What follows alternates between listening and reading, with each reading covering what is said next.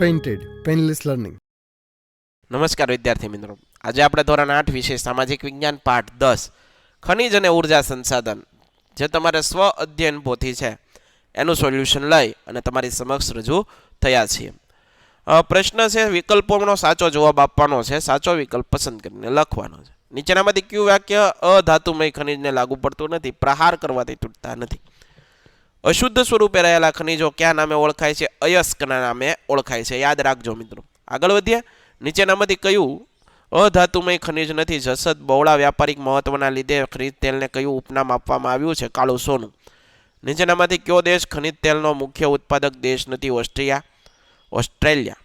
CASE નું પૂરું નામ commission for additional sources of energy. Petroleum નિક્ષેપોની સાથે મળી આવતો પરંપરાગત ઉર્જા સ્ત્રોત કયો? કુદરતી વાયુ. ગુજરાતનું લાંબા ગામ માંડવીનો સમુદ્ર કિનારો શાના માટે જાણીતો? Wind farm.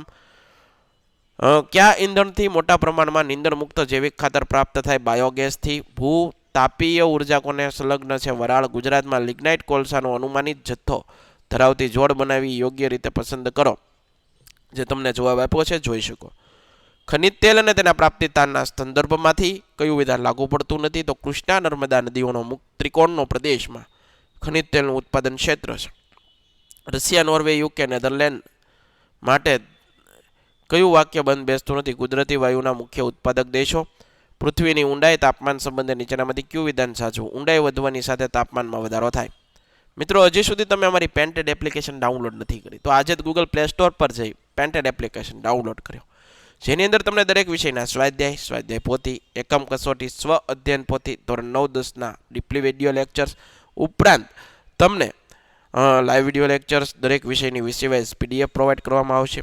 ભાવનગરની અંદર તમે વસવાટ કરો તો એના માટે અમારી આલ્ફા એકેડમી કોચિંગ ઇન્સ્ટિટ્યૂટ કાર્યરત છે, એમાં જોડાઈ શકો તમે. યુટ્યુબની અંદર અમારી પેન્ટેડ યુટ્યુબ ચેનલ છે, હજી સુધી સબસ્ક્રાઇબ નથી કરી તો સબસ્ક્રાઇબ કરી લો. સંસાધનોના નિર્માણના આધારે મુખ્ય 2 પ્રકાર પાડવામાં આવેલા છે, સાચું.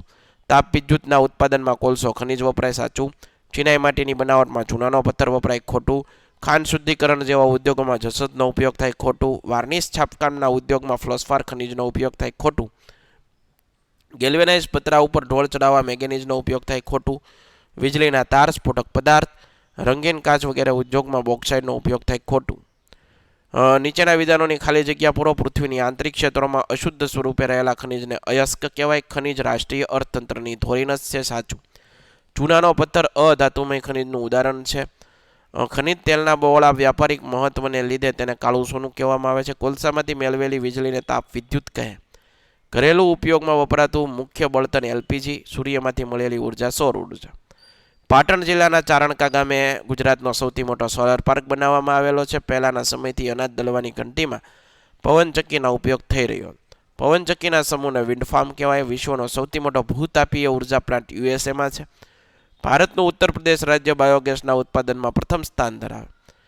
ખનિજો 1-2 વાક્યમાં પ્રશ્નના જવાબ આપવા. ખનિજોને શેના આધારે ઓળખી શકાય? સંરચનાના આધારે. ઉર્જા સંશોધનના કયા 2 વિભાગો વર્ગીકૃત કરવામાં આવ્યા છે? એક છે પરંપરાગત અને એક બિન પરંપરાગત.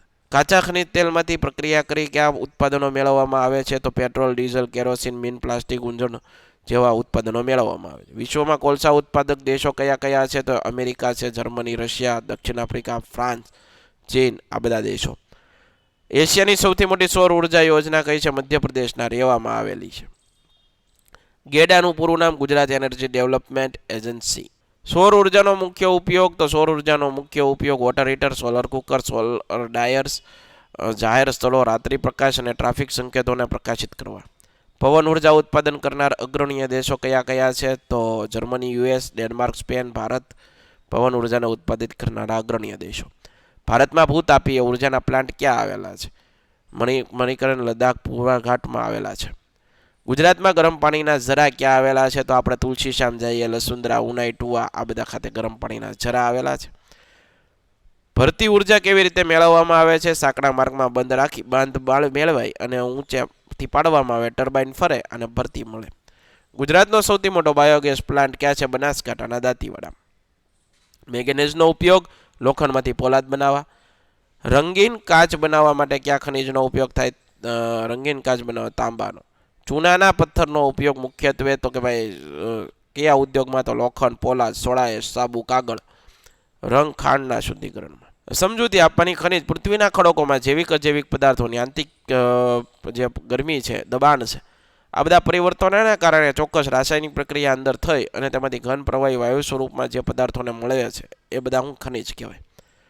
ભૂતાપીય એટલે ભૂસંચલનીય પ્રક્રિયાને કારણે ભૂગર્ભમાં ઉત્પન્ન થતી વરાળ પૃથ્વી સપાટી પર આવે એ વરાળને નિયંત્રણમાં લઈ અને મેળવવામાં આવતી ઉર્જાને ભૂતાપીય ઉર્જા કહેવાય. ભરતી ઉર્જા. ભરતી ઉર્જા સમુદ્રના સાંકડા માર્ગમાં બાંધી અને મેળવાય છે. ઊંચી ભરતી સમયે ભરતીને ઉર્જાનો ઉપયોગ બંધમાં સ્થાપિત ટર્બાઇન ફેરવવા માટે કરવામાં આવે છે. ભરતી ઉર્જા અખૂટ અને પ્રદૂષણ મુક્ત છે. સૌર ઉર્જા અને પવન ઉર્જા. સૌર ઉર્જા સૂર્યમાંથી મેળવવામાં, પવન ઉર્જા પવનમાંથી. તેનો ઉપયોગ સૌર water heater, solar cooker, solar panel, રાત્રિ પ્રકાશ મેળવવામાં થાય. જ્યારે તેનો ઉપયોગ પવનચક્કી વિદ્યુત ઉત્પન્ન કરવા માટે થાય. કુદરતી વાયુ, બાયોગેસ. કુદરતી ગેસ છે ખનિજ તેલમાંથી કુદરતી રીતે છૂટો પડેલો વાયુ. તે પરંપરાગત ઉર્જાનો સ્ત્રોત છે. બાયોગેસ ખેતરનો નકામો કચરો, રસોઈ ઘરનો કચરો, માનવ મળમૂત્ર, શેરડીના કૂચા વગેરે કોહવડાવીને મેળવવામાં આવે છે. તે બિનપરંપરાગત ઉર્જાનો સ્ત્રોત છે. પરંપરાગત, બિનપરંપરાગત.